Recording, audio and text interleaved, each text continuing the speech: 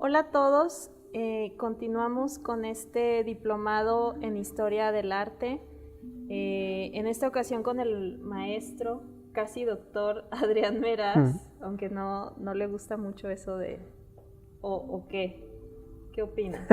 Indistinto. Y para hablar, bueno, él impartió el módulo de vanguardias. Entonces, una de las vanguardias más importantes para la historia del arte es esta que fue el surrealismo.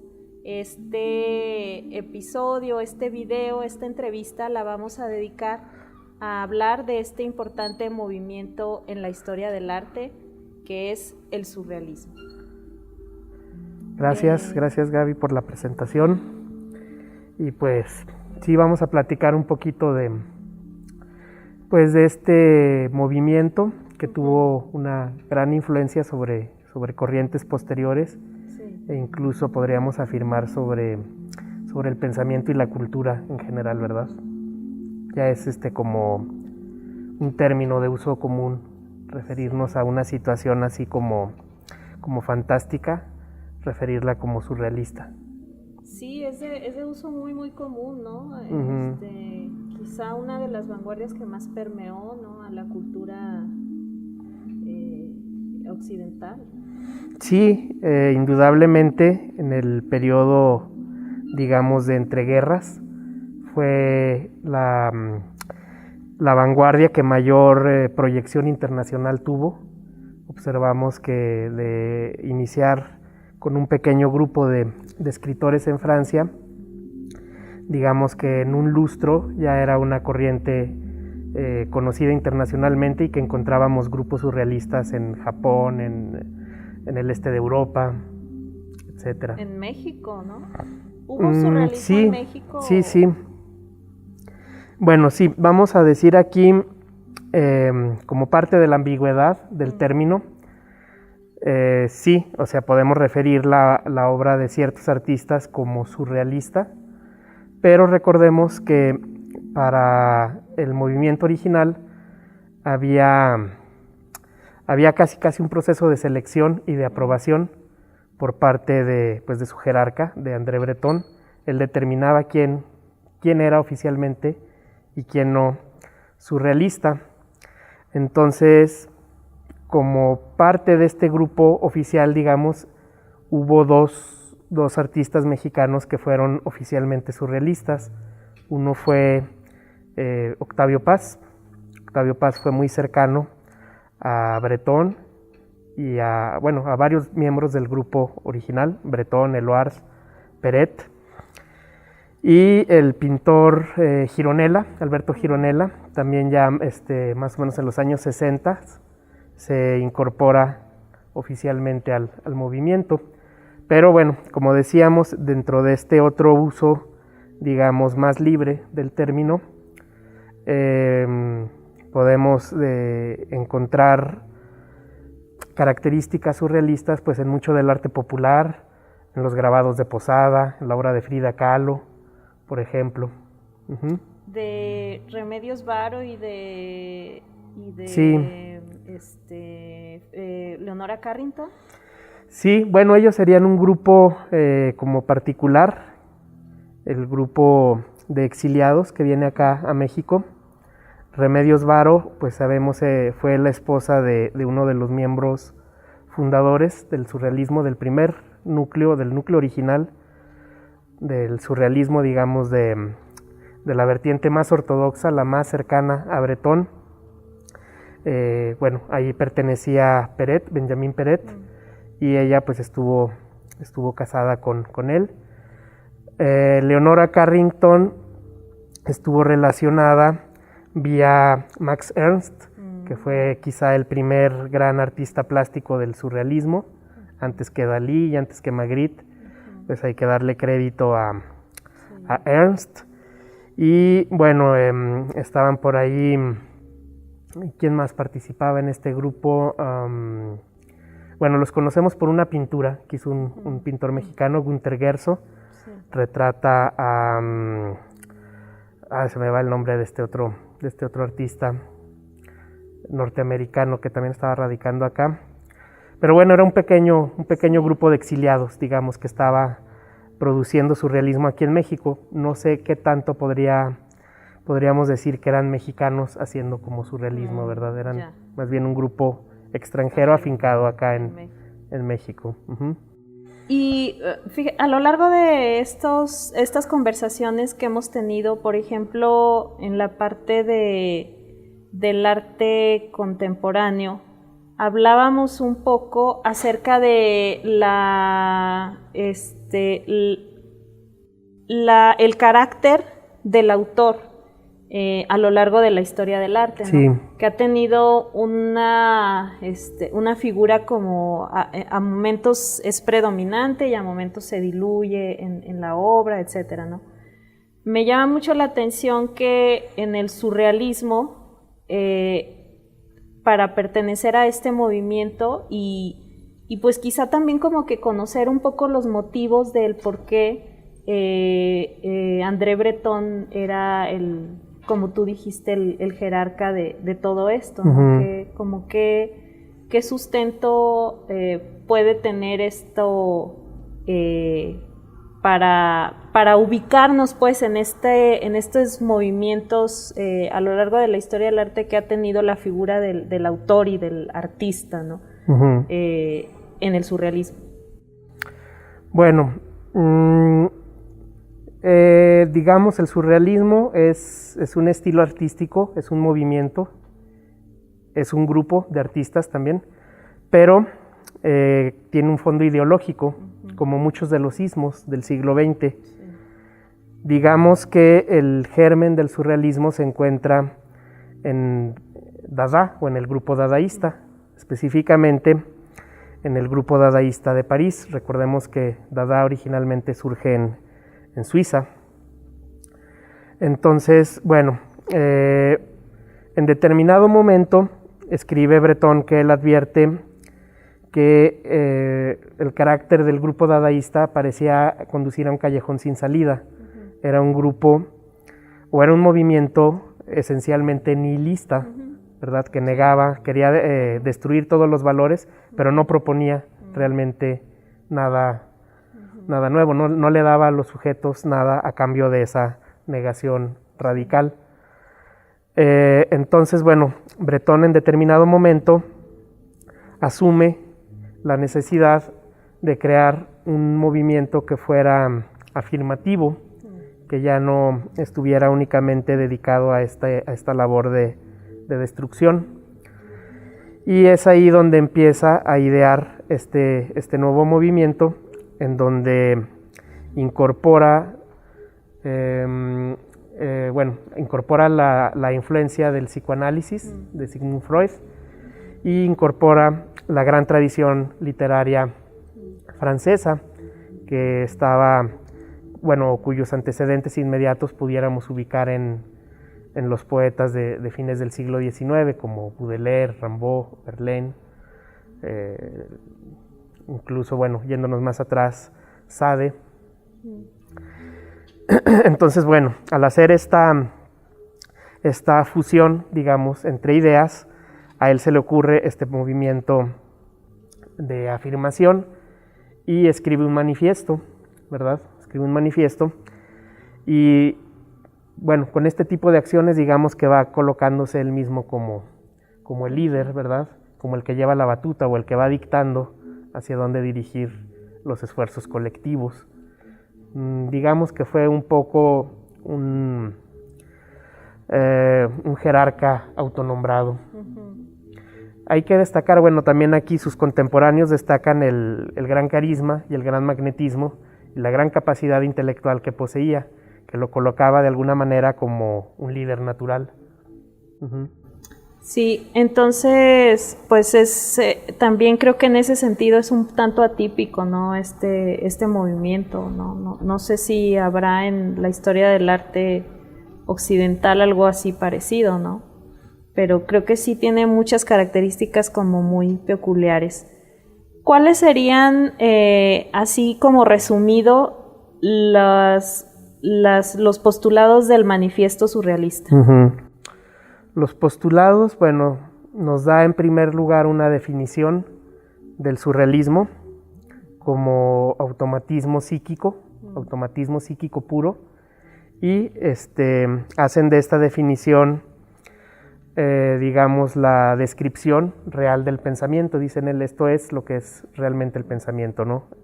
La conciencia liberada, digamos, de las trabas y sintetizada con la parte inconsciente.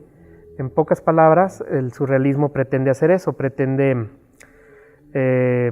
otorgarnos una realidad superior, de ahí el su o supra, el surrealismo, una realidad superior, dado que integra una parte que ha estado vedada hasta sus días, ellos suponían, para nuestro conocimiento, ¿verdad? Entonces sería básicamente creo que eso. Nuestros días, ¿no? ¿O qué opinas? Yo creo que ya tiene más peso, ¿no? O sea, ya hablamos, igual como decíamos, de surrealismo, ya hay cierta terminología del psicoanálisis que está incorporada en nuestro vocabulario. Ya es común decir reprimía algo, o Tú que eres psicólogo, Adrián, pero así en la cultura...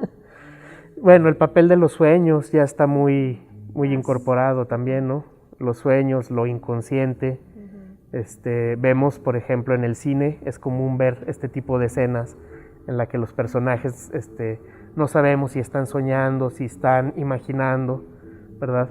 Entonces ese tipo de realidad que integra como que ambos aspectos, creo que sería el legado que nos dejan y lo que pretenden transmitir en este primer manifiesto. Que para mí pues es como fundamental, ¿no? Porque ahorita pensando en lo que dices de que ya lo tenemos un poco más incorporado, yo te diría que si acaso como el concepto nada más, pero todavía si alguien intenta, es decir, todavía siento una disociación en la humanidad en estos dos aspectos de su realidad. O sea, todavía es como muy peyorativo el que tú, no que hagas caso a tus sueños ni nada de eso, pero que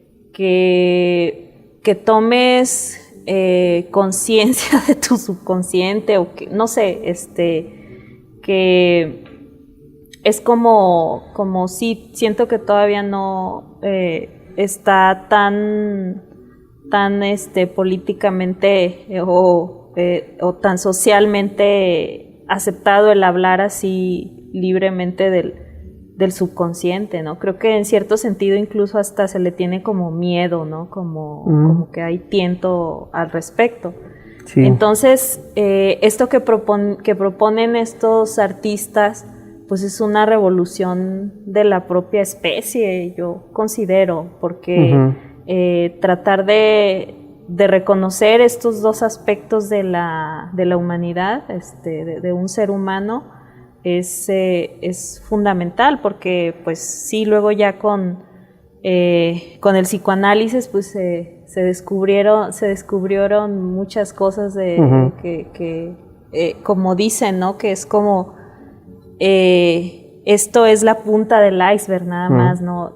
Por debajo hay cosas muy pues pesadas, grandes, en fin, ¿no? Que hacen los actos de los hombres. Sí, bueno, ese es un punto interesante, porque ahora que mencionas este término de revolución, ese sería otro de los puntos fuertes del manifiesto, otra de sus intenciones, digamos, más declaradas,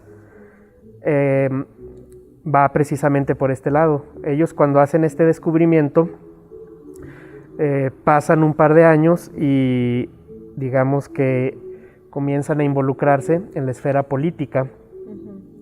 Ellos llegan a esta conclusión que tú mencionas, los descubrimientos que están teniendo son de trascendencia para la especie, no únicamente para el contexto artístico o para la estética únicamente. Entonces comienza esta segunda fase del surrealismo en la que los vemos comprometidos completamente con esta idea de la revolución. Sabemos que incluso hubo un acercamiento al Partido Comunista francés. No fue del todo exitoso, dado que precisamente pasa esto que señalas también, no fue muy tomado en serio este asunto de darle un lugar a los sueños, al deseo, a lo inconsciente. Y ellos continúan por una vía meramente artística, pero buscando la revolución. Incluso Breton, en los años 30, a finales de los años 30, está por acá, por México, y coincide con Trotsky. Por la intercesión de Diego Rivera. Trotsky y Breton escriben un manifiesto para proclamar un arte revolucionario. ¿Qué quiere decir esto? Bueno, en esos días esta idea de arte revolucionario pues estaba muy ceñido a las políticas de la Unión Soviética, a este arte, digamos, panfletario o comprometido, el arte socialista, que apuntaba sobre todo a, digamos, adoctrinar a los sujetos dentro de este sistema político. La idea de Trotsky del arte revolucionario era como más amplia. La revolución no tenía que ver con un modelo político o social exclusivamente, sino tenía que liberar completamente al hombre. Y en ese punto coincide con Breton, ¿verdad? Pero bueno, realmente después de unos años, la empresa política, la empresa revolucionaria parece no dar los frutos que esperaban el grupo ortodoxo, y comienzan, digamos, a dispersar sus intereses sin perder de vista la intención revolucionaria, pero ya sin ser, digamos, una prioridad en su discurso. Y luego ya sucede el asesinato de Trotsky, ¿no? Sí. En México, que también pues ligó a muchos artistas. Sí, comienza, digamos, un descreimiento generalizado. Y como te digo, esto dispersa finalmente un poco esta concentración que venía dándose en los círculos políticos. Y entonces, bueno, tenemos en el surrealismo, si tú pudieras destacar algunas figuras y qué elementos incorporaron en sus obras, de quiénes podríamos así hablar. Okay. Hay muchísimos, ¿no? Y a Sí. mí me encantan varios, pero cuéntanos de algunos que Sí. quisieras destacar y dejar para como ganchos para que nosotros Sí. podamos luego apreciarlos y conocerlos más a fondo. Bueno, podríamos pensar quizá en las innovaciones técnicas que nos deja el surrealismo, digamos, por este lado formal. En primer lugar, pues hay que destacar al mismo Breton, André Breton y Philippe Soupault, uno de los fundadores. Inventan este sistema de escritura, Sí. que es el automatismo o la escritura automática. En primer lugar, ese fue, digamos, el primer caballo de guerra del surrealismo. Luego destacaría las aportaciones de un grupo que no era propiamente este núcleo original de surrealistas cercanos a Breton, un grupo, digamos, paralelo que se incorpora, digamos, cuando ya está consolidado este primer grupo, empiezan a incorporarse otros subgrupos, entre ellos encabezado por Jacques Prévert, otro gran escritor. Y bueno, a Prévert le debemos, o al grupo encabezado por Prévert, le debemos la invención de otra técnica muy recurrida en el surrealismo, que es el cadáver exquisito, que se utiliza tanto en literatura como en plástica. Y es que mira, te voy a hacer ahí un paréntesis muy pequeño. Incluso estas técnicas, pues siento yo, digo, a lo mejor no es tan así, pero que no son tan apreciadas en la literatura, por ejemplo. Y es que realmente los cadáveres exquisitos y, bueno, qué decir de la escritura automática. ¿Escritura automática? Sí, ¿verdad? Sí, sí. Son herramientas que pueden resultar mágicas. Yo he hecho cadáveres exquisitos y es realmente algo que raya en lo sobrenatural. Porque el año pasado vino a Secuart una doctora en pedagogía que dio un taller que se llamó Poéticas del Aprender. Y bueno, traía una técnica para el taller que con ligeros cambios era un cadáver exquisito. Y realmente salieron cosas muy sorprendentes. Sí. Entonces, pues sí, esta cercanía con lo mágico, con lo sobrenatural, siento yo que a veces le da como descrédito socialmente, pues, ¿no? Sí. Porque, pues, quizá en el círculo de artistas, pues todo esto es, pues es común a muchos artistas, ¿no? Todas estas cosas así como mágicas. Pero fuera de la comunidad de personas dedicadas al arte, sí son, bueno, en esta sociedad así tan racional, sí suenan así como que estos locos que están haciendo, ¿no? Sí, pues imagínate ahora, hace casi un siglo que estaban haciendo esto, pues yo creo que eran juzgados como locos, como precisamente. Locos. Sí, brujos, no sé. Sí. Sí, influye mucho también, en primer lugar, este carácter como sectario que decíamos, que Breton decide quién y quién no.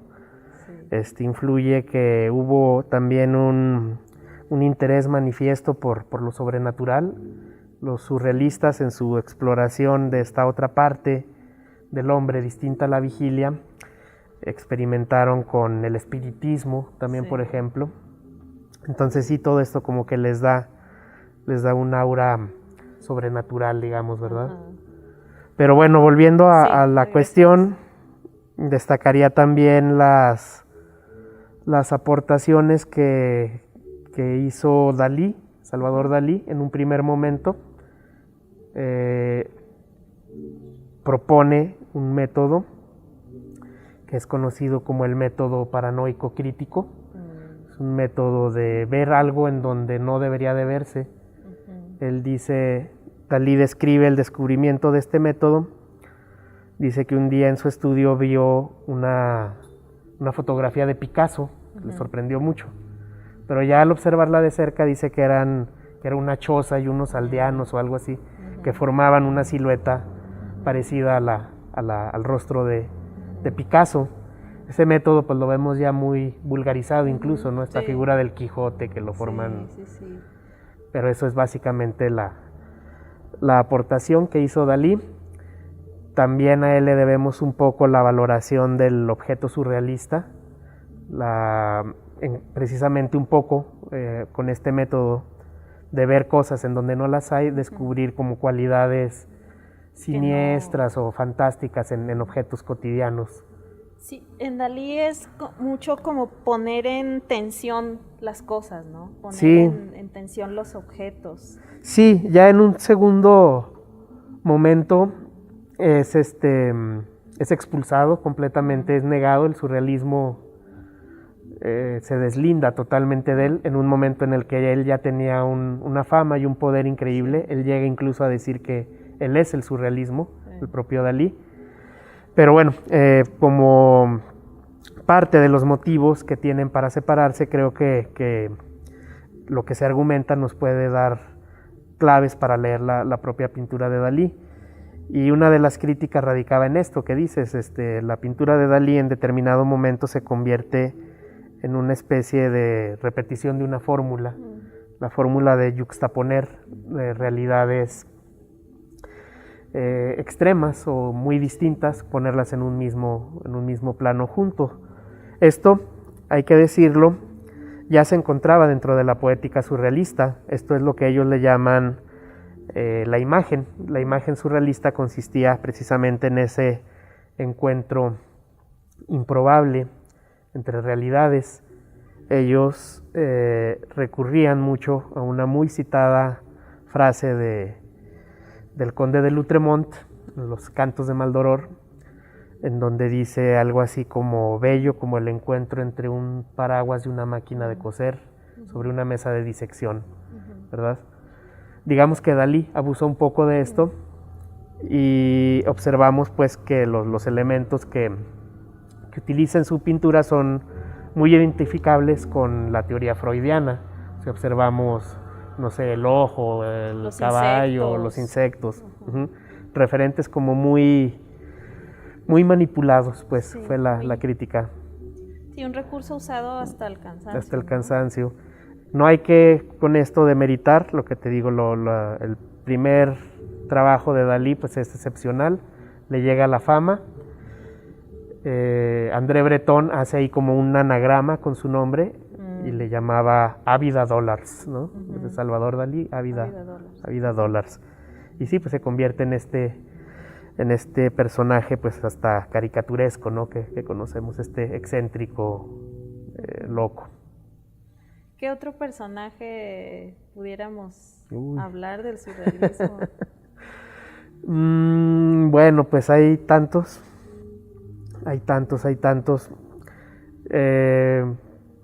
Pienso que podemos dividir incluso el surrealismo como en dos grandes vertientes. Dentro del grupo o este núcleo original que te digo, que yo me refiero a ellos como los surrealistas ortodoxos, pues encontramos uno de los personajes más curiosos era Robert Desnos, un poeta que tenía una facilidad increíble para entrar en trance, se desdoblaba y empezaba a hacer incluso predicciones que en muchos momentos fueron, pues era sorprendente lo que lograba hacer en estos estados de ensoñación. Era un tipo también impulsivo. Se dice que en algún momento, y por cuestiones meramente literarias, intentó asesinar a Jean Cocteau, que era como el gran antagonista o la gran figura que rechazaban los surrealistas, al ser el representante de este artista snob, bien posicionado socialmente y todo esto. Entonces, bueno, Desnos en algún momento intenta apuñalarlo. Si no lo detienen, hubiera sido ahí como que una tragedia. Pero pues sí, un personaje bastante curioso, bastante peculiar. Dentro de la vertiente heterodoxa, digamos, de los que fueron en algún momento expulsados del surrealismo, pues yo creo que el caso o la experiencia más real, más cruda de aquello a lo que apuntaba el surrealismo, la constituye el caso de Antonin Artaud, el gran Artaud, que también estuvo acá por México, y que bueno, pues sabemos que padecía algunos trastornos mentales que también lo hacían, por ejemplo, fundirse con los personajes. Él era básicamente dramaturgo y actor, entonces sí sabemos que hubo periodos en los que estuvo fusionado con los personajes, ¿no? Sí. O su búsqueda obsesiva por esta suprarrealidad lo trae a México. Él dice que aquí en México todavía era posible encontrar vivas estas fuerzas o este modo de vivir, que para los surrealistas era todavía como un apartado, digamos, artístico de su vida normal, de su vida de burgueses. Ellos seguían con su vida como escritores o como galeristas, en el caso de Breton. Y Antonin Artaud no, creía que debíamos de ser congruentes totalmente con esta realidad descubierta, y para él el terreno propicio para ello era aquí en México, específicamente con los tarahumaras. Ya cuando estuvo por allá, pues sí nos cuenta que fue un poco un shock, una decepción también al ver que no era este universo como utópico que él imaginaba, ¿verdad? Y bueno, también encuentro yo en el surrealismo que hay como más convergencia de géneros artísticos, de disciplinas artísticas, ¿no? Sí. Dices que comienza con la poesía, digamos, sí. con la literatura, pero permea a otras formas de expresión. Sí, digamos, es ahí algo curioso. El propio Breton no, en un primer momento, como que no creía mucho en la posibilidad de un arte plástico surrealista. Sin embargo, Max Ernst, que fuera esposo de Leonora Carrington, comienza con la elaboración de collage de tipo fantásticos. El collage, bueno, ya sabemos, lo habían hecho Picasso y los cubistas, incorporando pedazos de papel en los cuadros, pero no había, digamos, una narrativa, pues sí, era meramente un elemento plástico dentro del cuadro. Con Ernst comienza una narrativa fantástica. Uno observa los collages de series como Una semana de bondad y vemos este tipo de situaciones pues increíbles, ¿no? Fantásticas, sujetos con cabeza de pájaro, no sé. Y bueno, en poco tiempo se convierte en una figura de mucho peso dentro de la plástica parisiense y digamos que en ese sentido rebasan en popularidad a los literatos. La pintura surrealista, eso te iba a decir. no en un primer momento, digamos, porque sí fue un periodo de aceptación, pero cuando lo logran despega de manera internacional. O sea, pensemos en los casos de Max Ernst, de Dalí y sobre todo, de Miró y sobre todo de Dalí. Que llegan a ser pues ya icónicos. Millonarios, sí, millonarios en un periodo en el que Breton y los otros escritores todavía luchaban por sobrevivir. Bueno, y básicamente entonces el postulado surrealista es, no recuerdo si terminaste de hacer ese resumen de todos los puntos del surrealismo, pero creo que sería básicamente ese, ¿no? Como para... Sí, mira, ellos mismos lo dicen, ellos articulan en una frase dos frases distintas, una de Marx y una de Rimbaud. Marx dice transformar el mundo y Rimbaud dice cambiar la vida. Para ellos hacen era una sola tarea, transformar el mundo mediante la praxis, mediante la política en ese caso, y cambiar la vida, cambiar nuestra visión, incorporando esta realidad del deseo, ¿verdad? Que entonces en ese sentido pues sí se vuelve político, ¿no? Sí sería algo político. Sí, esa sería una de las notas características del surrealismo referente a otras vanguardias. Ni el cubismo, ni el fauvismo, ninguna tuvo una intención de incidir directamente sobre lo real. Una trascendencia sobre lo artístico.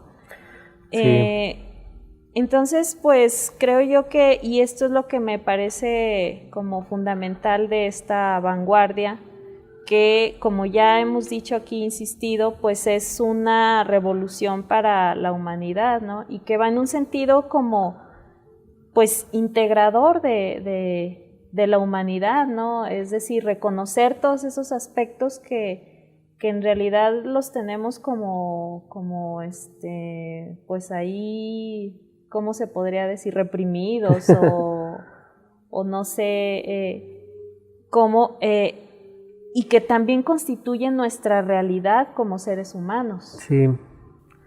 Sí.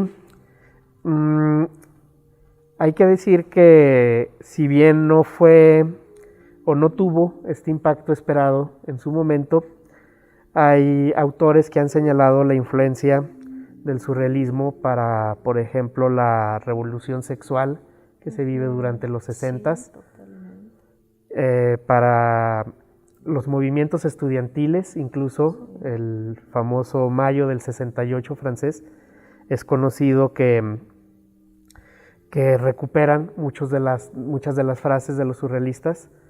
Ya ves que es muy aclamado este asunto de las pintas que se hacían, que eran pintas muy poéticas o con un contenido profundo, digamos. Muchas de ellas son frases de los surrealistas, por ejemplo, ¿no? Y en lo práctico, dentro de ese mismo movimiento que se da en Francia en el 68, algunos de los animadores son o fueron miembros de los últimos grupos que existieron, de los últimos grupos oficiales surrealistas. Estuvieron ahí presentes también dirigiendo la acción. Que cronológicamente más o menos qué etapa sería, de finales, duró bastante, ¿no? El surrealismo, Ajá. Sí, el primer grupo, bueno, se constituye en 1924. Ajá. Y el último se anuncia su disolución en el 68, parece. Desaparece el último grupo, o se separa oficialmente el grupo parisino, que era como el grupo central. Sí, y sí da como el empuje a todas estas revoluciones que se han dado en el siglo XX, porque consiste en una liberación de todo eso, ¿no? Sí. Primero en un saber que existe, pues, ¿no? O sea, que siento yo que apenas estamos como en ese escalón, ¿no? O en ese punto en esto, ¿no? Bueno, al menos sé que existe algo que es el inconsciente y que los sueños son esto y tal, ¿no? Al menos saberlo, tenerlo presente. Y bueno, este movimiento artístico, que bueno, además pues qué otra herramienta que el arte, ¿no? Para poder darle cabida a esta realidad que también nos constituye como humanos. Y entonces sí es como un impulso gracias a esta liberación de todas estas realidades humanas hacia todas estas revoluciones del siglo XX. Sí, es también aquí interesante observar la influencia que tuvo este movimiento sobre el pensamiento contemporáneo. A eso iba. Ajá. Porque tú lees, bueno, incluso uno de los biógrafos de Michel Foucault, de este teórico, se refiere a él como, como un historiador surrealista. Y si tú lees alguno de los textos de Foucault, no sé, tomas Vigilar y Castigar o El nacimiento de la clínica, y observas que inicia siempre refiriendo casos bibliográficos sobre el tema que esté tratando. No sé, sobre un castigo, por ejemplo, en de Vigilar y Castigar, el castigo ejemplar que se le da a un regicida, a quien intenta matar a un rey.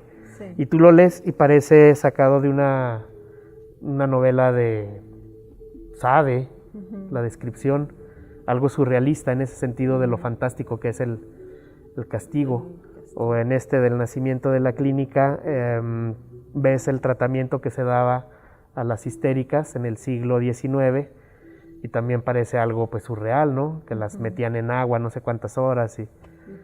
Entonces, bueno, en su estilo, varios de estos pensadores, como Foucault, como Derrida, como Deleuze, encontramos ahí que está presente también esta intención surrealista, no tanto de recurrir, digamos, a los casos así fantásticos, sino como de hacer una literatura que toque a lo inconsciente, en este sentido una filosofía, sí. ¿Verdad? Sí. que con ciertos recursos llegue, burle las barreras de lo consciente y nos toque hasta lo inconsciente. Sí, sí, el surrealismo, ahora que lo mencionas, pues sí, realmente desencadenó en la sociedad que tenemos, en el sentido de que antes de ellos, bueno, todas estas vanguardias siempre iban como sustentadas con postulados y algo, que es un ejercicio ya más intelectual, ¿no? Pero porque vemos un parteaguas entre lo contemporáneo y el arte anterior en ese sentido, es decir, el arte contemporáneo es un arte que ya apela a otras cosas claro. extramateriales, ¿no? Sí, sí. Que ya no apelan a tu contemplación o a la belleza o a lo que, no sé si tenga mucho que ver con esto que hemos hablado a lo largo de los videos, que es del arte retiniano, pero que ya no apelan a eso, sino que apelan a otros contextos y exigen del espectador, exigen otras cosas como ejercicios de otras cosas como la ética, como otro tipo de movimientos, te generan otras revoluciones, ¿no? En la cabeza, y no tanto en el gusto, ¿no? En la contemplación, en el placer. Sí, no lo había pensado como tal, pero creo que sí es muy acertado pensar que todo esto inicia de alguna manera con el surrealismo. Sí. Con el antecedente quizá podríamos pensar de Marcel Duchamp. Marcel Duchamp fue un solitario. ¿Por qué Duchamp? ¿Qué época sería? Duchamp, Duchamp empieza a figurar más o menos en 1913, 1914. Sí, con ese antecedente que yo creo que sería como parte también, ¿no? Duchamp en algún momento es mencionado, en el primer manifiesto es mencionado como uno de los visitantes al castillo surrealista. Breton describe un castillo donde vive él con sus amigos, ¿no? Sus contemporáneos, y menciona algunos visitantes ocasionales como Picasso o como Duchamp, que ellos aceptaron, Picasso aceptó de buena gana decir que él era surrealista, era digamos un surrealista honorario, muy cercano a Breton. Duchamp como que no le gustaban mucho las etiquetas, participa con ellos, pero nunca declara, a él como que no le importa mucho todo este aspecto ideológico. Pero sí, quizá él sería el antecedente de este tipo de arte que exige como que algo más que la retina, ¿verdad? Sí, que ya va más al concepto, ¿no? Y que, desemboca ya en la actualidad en todo este arte conceptual, ¿no? Sí, pero sí, efectivamente son quizá los surrealistas los primeros que intentan sistematizar, digamos, esta intención, ¿verdad? Hacerla como un eje de su movimiento. Como te digo, para Duchamp, el gran solitario, pues era... no tenía como esta prioridad. Para él era un humorista muy serio, en alguna forma, ¿verdad? No se tomaba así como que esta preocupación que tenían ellos de transformar como el mundo. Como más social, ¿no? Sí, exactamente. Bueno, pues ¿qué más podríamos hablar de surrealismo como ya para cerrar esta importantísima vanguardia? ¿Qué más podríamos decir? Bueno, destacar quizá la influencia sobre los movimientos posteriores. André Breton y otros artistas importantes, muchos europeos, viven el exilio durante los años de la Segunda Guerra. André Breton en particular se exilia en Nueva York y es notable la influencia que ejerce sobre, o sus ideas ejercen una influencia notable sobre un grupo de pintores jóvenes que históricamente van a ser conocidos como los expresionistas abstractos. Ellos reconocen la deuda para con el surrealismo en esta exhortación a despojarse, digamos, de la parte consciente y pintar de una forma más libre, ¿verdad? Libre. O sea, Jackson Pollock, por ejemplo, ¿no? Sí. Sería un caso ahí destacable. Sí. Hay otra generación también de artistas norteamericanos que fueron muy, muy importantes para el desarrollo de la plástica. A ver, regresemos un poquito. Que entonces, estos serían los primeros abstractos, ¿no? En la historia. No, ya tenemos los antecedentes de Kandinsky. Kandinsky ya lo había hecho. Kandinsky. Ajá. Ajá. O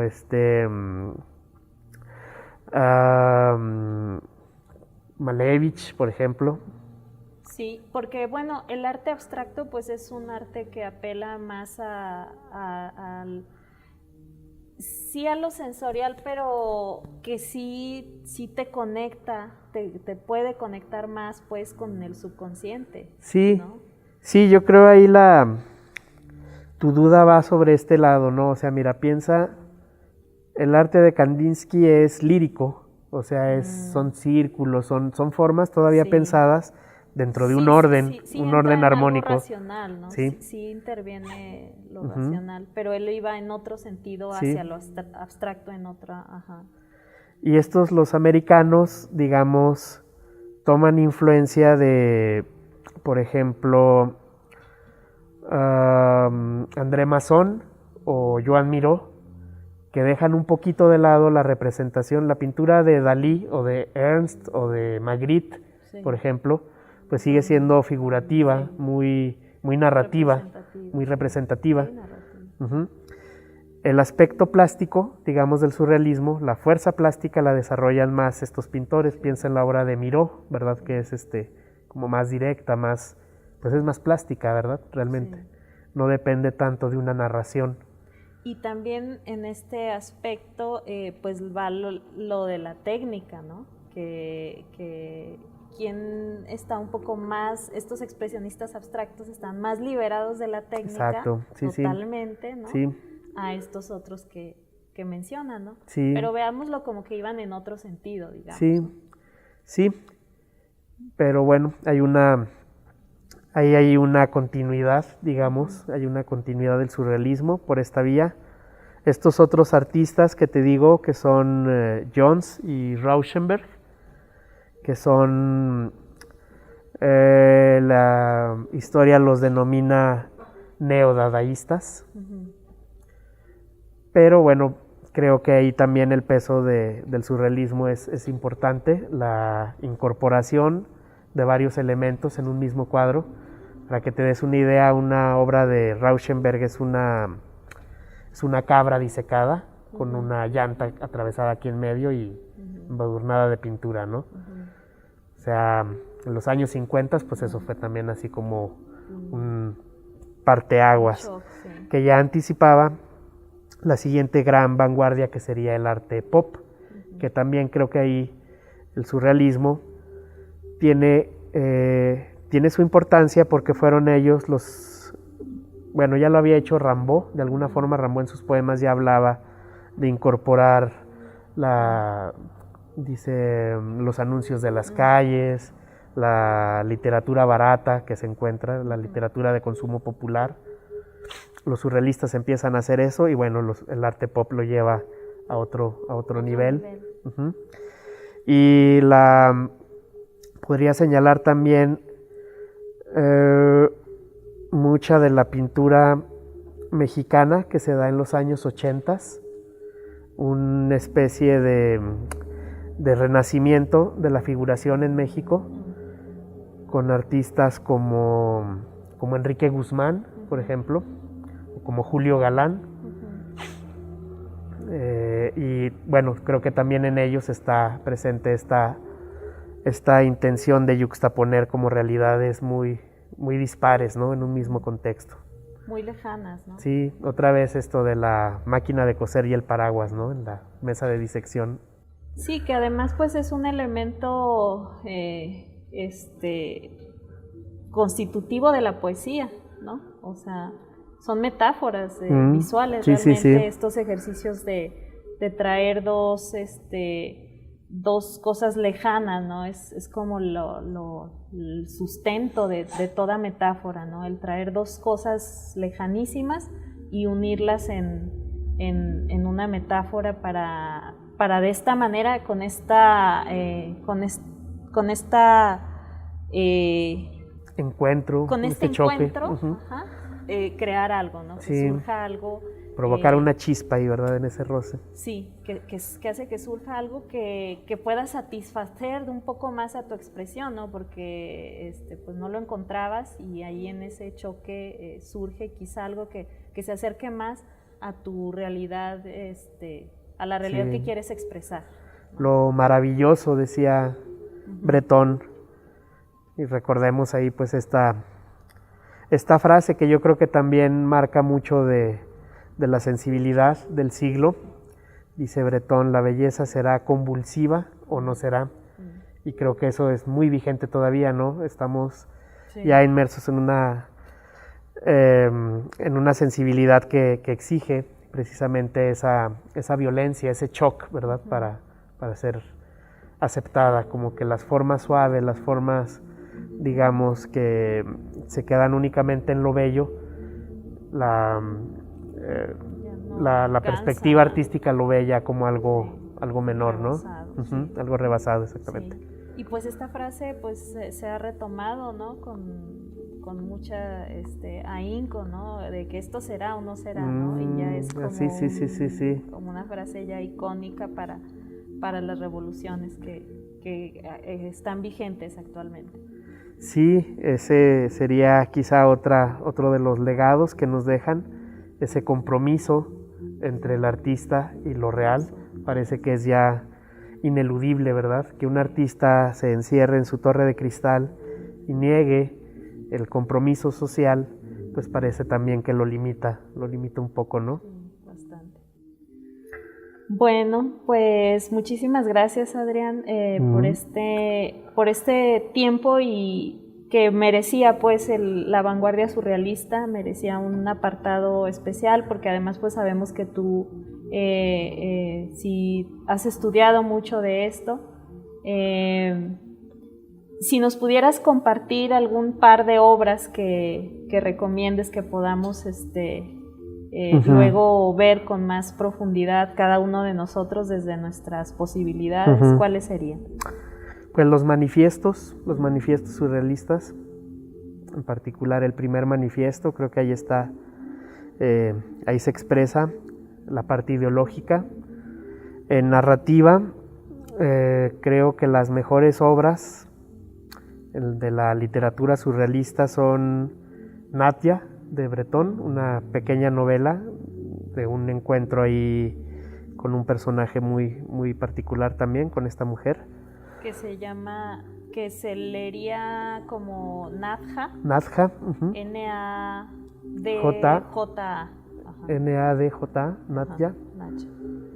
Y hay otro libro de Louis Aragón, otro de los cercanos a Bretón. El libro se llama El aldeano de París. Es una descripción, no es una descripción, ¿cómo lo podríamos? Es este tipo de obra que se desarrolla en las calles, ¿verdad? Habla de las calles, de los encuentros que tiene ahí. Es muy, muy rica también para leerse. En poesía, lo que es la obra de Paul Eluard. Paul Eluard es el gran poeta surrealista. ¿Y qué más? Los cuentos de Perret, de Benjamin Perret, también son extraordinarios. Y como para algo, pues un texto que nos puede dar como un panorama general, no solo de lo que fue el movimiento surrealista, sino de sus influencias, es la antología del humor negro que hace el propio Bretón. Yo creo que recomendaría esos textos. ¿Y alguna obra pictórica que a ti te guste particularmente? La obra pictórica, bueno, igual la pensaría en dos sentidos. En este sentido, en cuanto a valores plásticos, digamos, la obra en general de André Masson, pintor André Masson. ¿Cómo se escribe? Masson, M-A-S-S-O-N. Masson, con Masson, doble S. O la obra de Miró, también en general. Pero bueno, si tuviera que escoger una así, en el otro sentido, en el sentido, digamos, literario, creo que la pintura que mejor expresa el espíritu surrealista son varias obras de Magritte. Una muy conocida es la de la pipa, por ejemplo. Esto no es una pipa. Algo así. No es una pipa. Y hay otro cuadro igual que se llama La llave de los campos. Es también una serie son íconos pequeños, pero les cambia el nombre. Por ejemplo, un sombrero dice el cielo, ¿no? Una llave dice el pájaro. O sea, este juego como de las metáforas. Del intercambio que se puede dar, ¿no? Sí, yo creo que esas. Y en este otro sentido que te digo, o sea, estamos hablando ahí de lo que fue el surrealismo oficial, dentro de este otro surrealismo que no fue aceptado por Breton, que no pertenecieron al grupo, pero que sin embargo de alguna forma contiene elementos surrealistas. Creo que la obra en general de Balthus es un ejemplo claro, una obra que llega al inconsciente directamente, ¿verdad? Sin recurrir ahora sí que a esta narrativa fantástica, ¿no? De yuxtaponer imágenes y todo esto. Creo que es una obra surrealista también en ese sentido. No tan literal. No tan literaria. Sí llega a... Y bueno, menciona aparte lo que se hace acá, lo que se hizo acá en México, la obra de Remedios Varo, sobre todo. O sea, creo que es de una calidad extraordinaria, curiosamente no muy reconocida fuera de aquí de México, pero sí es una de las grandes pintoras surrealistas. Pues ya nos has dejado un abanico bastante grande para meternos a apreciarlo, y pues nos queda claro que el surrealismo también dentro de su propio movimiento, dentro de su propia corriente, hay como muchas aristas por donde llegarle, ¿no? Y es como pues sí, ¿no? Con muchas maneras de desembocar en los postulados surrealistas. Sí, que nos quede un poco esta idea también de no referirlo únicamente a este aspecto fantástico, ¿verdad? O como maravilloso en ese sentido.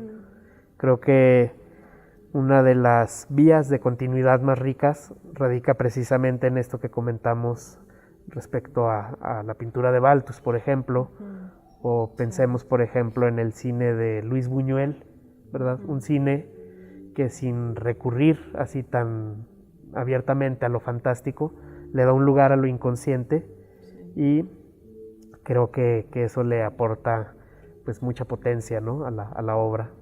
Sí, así es.